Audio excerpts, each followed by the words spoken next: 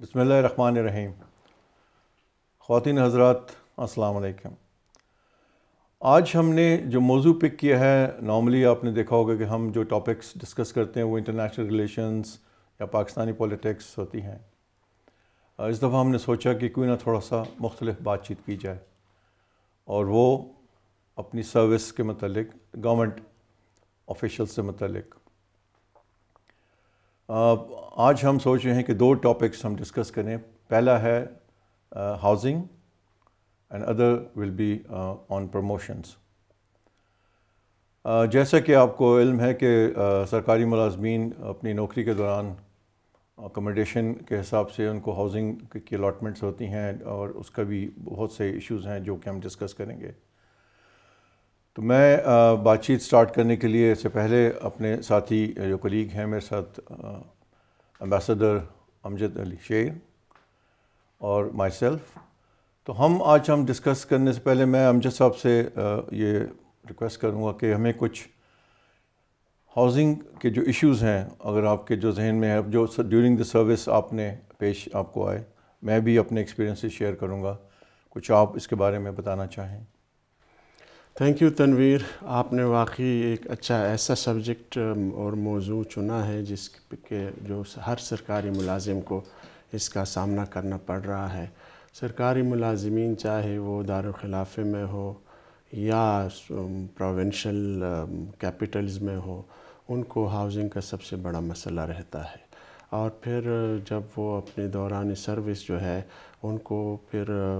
یہ بھی مسئلہ رہتا ہے کہ بچوں کی تعلیم جو ہے نا وہ ہمیشہ ایسی جگہوں پہ کرنا چاہتے ہیں کہ ان کو سہولت ہو، اور یہ مسئلہ ایک مستقل اور مسلسل مسئلہ ہے سرکاری ملازمین کے لیے۔ گورنمنٹ نے اس سلسلے میں اگرچہ تھوڑی بہت وہ ہیلپ کرتے رہتے ہیں، لیکن اتنی زیادہ توجہ نہیں دی ہے۔ اگر ہم اس کو کمپیئر کر لیں آرم فورسز سے، تو میرے خیال میں اس طرح کے مسائل وہاں پر نہیں ہے، کیونکہ انہوں نے پہلے سے اپنے اسٹرینتھ کے مطابق جو ہے نا ہر اپنے ملازم کے لیے جو پرسنل ہے ان کے لیے انہوں نے اکاموڈیشن کا بندوبست پہلے سے کیا ہوتا ہے۔ ایک سرکاری ملازم جب ایک جگہ سے دوسری جگہ، ایک شہر سے دوسرے شہر، ایک کیپٹل سے دوسری کیپٹل وہ ٹرانسفر ہوتا ہے، تو اس کے لیے سب سے بڑا مسئلہ ہاؤسنگ کا ہوتا ہے، اور اس کو چاروں ناچار جو ہے وہ اپنے فیملی کو پرانی جگہ پہ چھوڑنا پڑتا ہے کہ جب تک وہ وہاں اپنے لیے اکاموڈیشن کا بندوبست نہ کرے تو تب تک وہ اپنے فیملی کو بھی موو نہیں کرتا۔ تو یہ سلسلے میں چاہیے کہ گورنمنٹ کو جو ہے وہ اس پہ توجہ دے، اور پھر یہ بھی ہے اس مسئلے کا دوسرا حل یہ بھی ہے کہ اگر گورنمنٹ ان کی ریکویزیشنز بڑھا دے، ان کے ہائرنگ اسکیل بڑھا دے، تو اس سے بھی کافی حد تک افاقہ ہو سکتا ہے، لیکن گورنمنٹ بجٹری کنسٹرینٹس کی وجہ سے اس سلسلے میں بھی اتنا جو ہے نا وہ پرو ایکٹیو نہیں ہے۔ تھینک یو امجد، آپ نے بالکل صحیح کہا، چونکہ اس میں اگر ہم اس ایشو کو دیکھیں، ایک تو ہے دوران سروس اور ریٹائرمنٹ کے اوپر جو بینیفٹس ہوتی ہیں، اس میں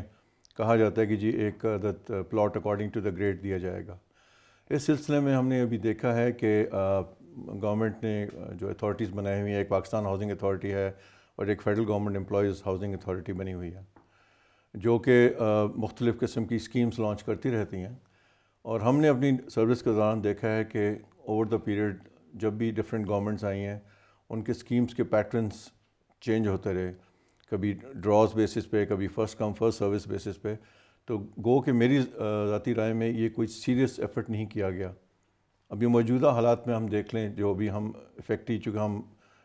ریٹائر ہوئے ہمیں کچھ ہی عرصہ ہوا ہے، تو اس دوران ہم نے دیکھا کہ جو اسکیمز لانچ کی گئیں فیڈرل گورنمنٹ اتھارٹی کی طرف سے، ان کا طریقہ کار کچھ عجیب سا تھا، کہ چونکہ ساری اسکیم کا جو پریمس ہے، وہ جو سارا بیس ہے، وہ ہوتا ہے جی کہ ریٹائرمنٹ پہ آپ کو آپ کی سینیئرٹی اور ڈیٹ آف برتھ کے مطابق پلاٹ ایلوکیشن کی جائے گی۔ مگر اسی اسکیم کے دوران ہم جب دیکھتے ہیں کہ اس میں کوٹاز بنا دیے جاتے ہیں، which in my personal view is totally wrong. ابھی لاسٹ اسکیم کو ہی دیکھ لیجئے، آئی ایم شیور آپ کی نالج میں ہوگا کہ یہاں کوئی 50 یا 52% کے قریب کوٹے میں سرونگ پرسنلز تھے، 20 جس میں کہ 10% اولڈ ریٹائریز اینڈ 10% نیو ریٹائریز، اور 30 میں باقی یہ جرنلسٹ اور جوڈیشری اور مختلف محکموں کو ڈال دیا گیا۔ اس کا ایفیکٹ یہ ہوا کہ جب یہ فرسٹ ٹائم لانچ کی گئی اور یا اس کے جو ڈراز ہوئے تو اس میں جونیئر آفیسرس کو پلاٹس مل گئے اور سینئرز جو کہ پہلے سے لائن میں بیٹھے تھے ان کو نہیں ملے۔ اگر سینیورٹی بیس پہ ہوتا اور ایک ہی سینیورٹی لسٹ استعمال کی جاتی، اور میری ذاتی رائے میں تو ہمیں اسکیم کی ممبرشپ یا ان چیزوں کی ضرورت نہیں ہے، کیونکہ فیڈرل گورنمنٹ کے پاس تمام ڈیٹا موجود ہے اسٹیبلشمنٹ تھرو کے ایک ڈپارٹمنٹ کے تھرو۔ لوگ جیسے جیسے ریٹائر ہوں، instead of working on the whole government at one time, آپ سالانہ ریٹائرمنٹ پہ پلان کریں کہ جی سالانہ کتنے لوگ ریٹائر ہو رہے ہیں اور ان کو اس کے مطابق ایلوکیشن کی جائیں، اور ساتھ ہی کہ پورے پاکستان کے جو امپلائیز ان سب کو اسلام آباد بیسڈ کرنے کے بجائے آپ اس کو ڈیوائڈ کر دیں پورے پاکستان پہ، جو جس صوبے سے تعلق رکھتا ہے اگر وہ انٹرسٹڈ ہے اپنے علاقوں میں، تو وہاں بھی تاکہ آپ کو جو پریشر ہے ایلوکیشنز کا وہ برابر رہے۔ تو آئی تھنک اس چیز پہ ان کو سیریسلی دیکھنے کی ضرورت ہے، اور ابھی بھی آپ دیکھ چکے ہیں کہ اسکیم ہونے کے بعد بھی لیٹیگیشنز جو ایک اسٹینڈرڈ ہمارے یہاں انفارچونیٹلی کہیں اسٹے لے لیا جاتا ہے، کہیں جہاں سے زمین ایکوائر کی جاتی ہے زمین کے مالکان ہیں ان سے جھگڑے شروع ہو جاتے ہیں۔ اور سب سے بڑی بات جو I would like to point out here is کہ یہ اسکیم پوری لانچ کی گئی ہے اور آج تک کسی ممبر سے یہ شیئر نہیں کیا گیا کہ اس ٹوٹل جو پلاٹس ہوں گے ان کی کاسٹ کیا ہے، ڈیولپمنٹ کاسٹ کیا ہے، ٹائم اینڈ اسپیس کیا ہے، کہ کتنے پیریڈ میں یہ پیمنٹ دینی ہے۔ چٹھی ایشو کر دی جاتی ہے اتنے پیسے بھجوا دیں،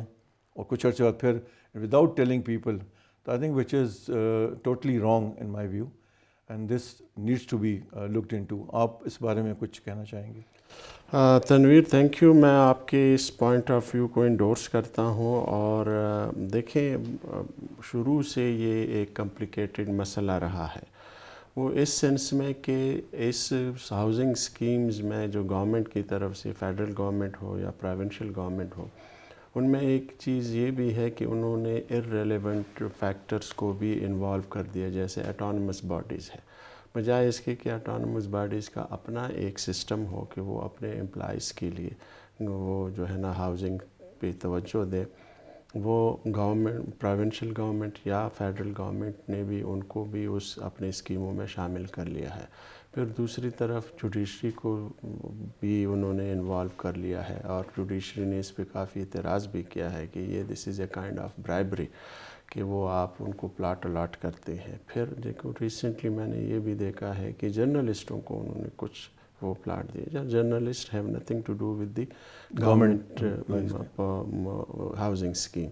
تو یہ ہے۔ دوسری بات یہ ہے کہ دیکھیں ہمارے پاس ایک گائیڈ لائنز موجود ہے، اور وہ ہے آرم فورسز کا۔ Right from the very beginning of the service, اگر ایک گورنمنٹ امپلائی چاہے جس لیول کا بھی ہو، اس سے اگر ایک خاص ریشو کے مطابق اس کی سیلری سے کچھ پیسے جمع ہوتے ہوں اور ایک اسپیشل فنڈ اس کے لیے مقرر کیا جائے، اور پھر آپ کی بات یہ ہے کہ ان کو پتہ ہوتا ہے کہ کس امپلائی نے کب ریٹائر ہونا ہے، تو بیفور دی ریٹائرمنٹ 6 مہینے یا سال پہلے اس کو وہ گھر ہینڈ اوور کر دیا جائے۔ اور اب تو میں سمجھتا ہوں کہ یہ اب جس طرح سے اسکویزنگ ہو رہی ہے لینڈز کی، تو بہتر یہ ہے کہ اب اپارٹمنٹس پہ جو ہے نا توجہ دی جائے۔ تو یہ جو ہے نا، اور اس میں لوگوں کو ایک سہولت یہ بھی ہوگی، اگر آپ نے پلاٹ دے بھی دیا، اور تو وہ آپ پلاٹ اگر کنسیشنل ریٹ بھی دے دیا ہے، that also runs into millions, تو وہ آئی ڈونٹ تھنک سو کہ any government employee can afford that. تو بہتر یہ کہ ان کو بنایا گرے اسٹرکچر کے بجائے پورا گھر اپارٹمنٹ بنا کے دیا جائے according to the scale of the official. جی ٹھیک ہے امجد، آپ نے صحیح کہا میرے حساب سے، چونکہ یہ آئی تھنک یہ چیز سٹارٹ ہونے کے لیے the day you are appointed, آپ کے اپوائنٹمنٹ لیٹر میں اگر ایک کلاز ایڈ کر دیا جائے کہ on retirement you will be given plot اور ہاؤس، جو بھی اسکیم ہے اس وقت ایز پر یور اسکیل، تو آئی تھنک وہ، اور ساتھ ساتھ جو آپ نے ڈیڈکشن کی بات کی تاکہ اینڈ آف دا سروس میں ایک دم سے برڈن نہ پڑے اور وہ اس کو مینیج کر سکیں۔ امجد آئی تھنک ہم نے ہاؤسنگ اور یہ ایلوکیشن آف لینڈ پہ کافی ڈسکشن کر لی۔ جو بگننگ میں نے کہا تھا کہ we'll be also talking about promotions in the federal government ہو گئے اور پروونشل گورنمنٹس کے اندر، we can talk about specially in our cases. جب زمانے میں, اب تو میں نے ذرا کم دیکھا ہے, لٹیگیشنس کا بڑا کانسیپٹ تھا کہ ایک بورڈ ہوتا تھا, ایک کسی آفسر کا ایشو ہوتا تھا, وہ فوراً کورٹ میں چلے جاتے تھے, وہ اسٹے ہوتا تھا اور ہول پروسیس اسٹینڈ اسٹل کر دیا جاتا تھا.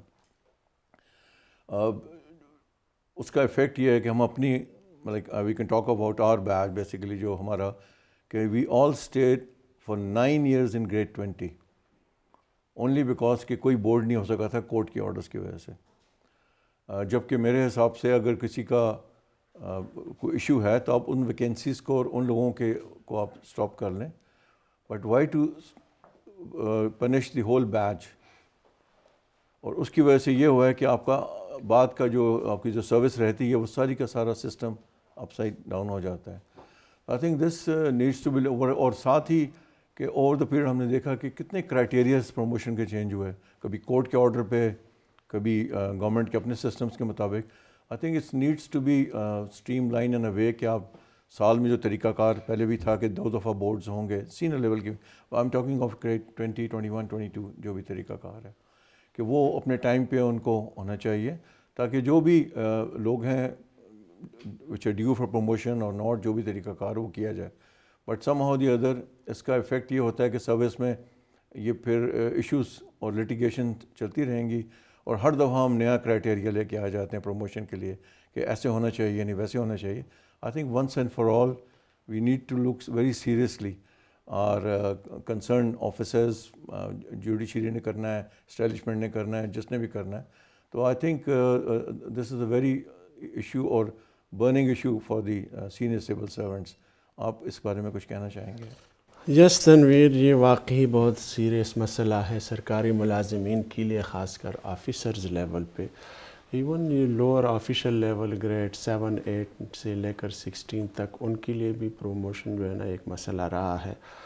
اور میں سمجھتا ہوں کہ گورنمنٹ کے پاس کوئی سینکرونائزڈ اور ایک ہارمونیس قسم کی جو ہے نا پروموشن پالیسی نہیں ہے.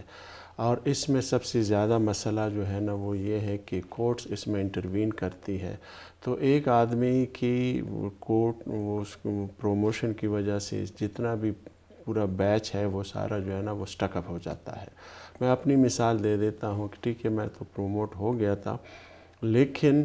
کورٹ کی طرف سے مجھے جو ہے نا وہ نوٹسز آ جاتے تھے کہ جی آپ اس میں وہ ہے, آپ کو بلایا جاتا ہے کیونکہ آپ فلاں آدمی نے جو ہے نا کورٹ میں پروموشن کیس کیا ہوتا ہے. ایک تو یہ جو ڈپارٹمنٹ ہے اس کو اس کا جواب دینا چاہیے. تو میں سمجھتا ہوں کہ گورنمنٹ کو جو ہے نا اس سلسلے میں یہ ایک سینکرونائزڈ پالیسی اڈاپٹ کرنی چاہیے, تاکہ دوسرے سرکار جو لوگ ہیں وہ افیکٹ نہ ہو. اور پھر یہ بھی ہے کہ ہر سرکاری ملازم کو جو آفیسر ہے یا لوور گریڈ کا ہے اس کو بتا دینا چاہیے کہ بھئی آپ کی جو پرفارمنس ایویلیویشن رپورٹ ہے اس میں یہ چیزیں ہیں which is going to affect your promotional prospects. تو اور پھر یہ بھی ہے کہ جو بورڈ بنایا جاتا ہے وہ بورڈ ایسا ہو کہ وہ آفیسرز کی ایک پرسنل انٹیگریٹی کو بھی سمجھتے ہو. ایسے لوگوں کو بورڈ میں بٹھایا جاتا ہے جو آفیسرز کو بہت کم جانتے ہیں. تو یہ بھی اس وجہ سے بھی زیادہ تر لوگوں کو جو ہے نا پروموشن میں مسائل پیش آتے ہیں کہ وہ ایک آدمی بہت محنت کرتا ہوتا ہے, لیکن at the end of the day جب پروموشن کی باری آتی تو somebody else gets the promotion and the other body stays back. You're right Amjad. I think اور یہ انفارچونیٹلی سلسلہ رکا نہیں ہے. ہمیں ابھی بھی جو پڑھنے میں آیا ہے کہ اس وقت جو ان دنوں میں جو بورڈز ہوئے ہیں اس میں بھی کرائٹیریاز کو چینج کیا جا رہا ہے, اور کچھ نہ کچھ ایشو, بٹ ڈپینڈس کہ کون کرتا ہے. اب یہ ہے کہ پسندیدہ اور ناپسندیدہ کی بات یہ ہے ہمارے معاشرے میں. This is most unfortunate, and we can only hope and pray that کچھ انسینٹی پریویل کرے, اور یہ کچھ سلسلہ اس طریقے سے ہو کہ لوگ اپنے پروموشنز جو ڈیو ہے صحیح طریقے سے ان کو ملے, بجائے اس کے کہ they have to run from pillar to post. خواتین و حضرات, آج ہم نے یہ 2 ٹاپکس ڈسکس کیے. اس پروگرام کا مین مقصد آئی تھنک واز اس کی مین جو آڈینس ہوگی آئی تھنک ہمارے کولیگس گورنمنٹ سرونٹس ہوں گے, but for the knowledge of general public also I think this will be of interest. Thank you very much.